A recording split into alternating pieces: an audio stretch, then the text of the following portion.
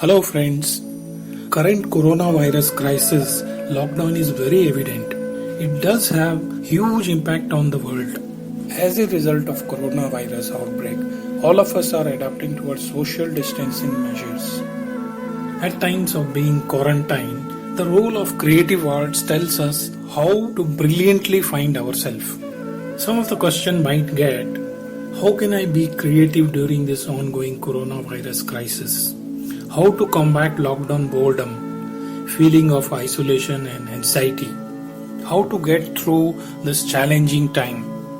The current context, do not feel deprived of inspiration while you are isolating at home. At this moment, many of us are sailing ups and downs working from home. You must have observed people on social media sharing thoughts on how to motivate and occupy self. I feel being a professional artist, I should respond to this crisis. The importance of arts at this time cannot be overlooked. To be honest, the crisis has not really affected me. Indeed, now it's a great time to explore and do what you always wanted to do. Somehow you never had the time for. I normally spend a lot of time working in my studio as I am passionate to create something unique. So my practice has not been impacted during this crisis. I am concentrating more on exploring new experiments using e-waste. Now I am catching up on everything that I got left behind.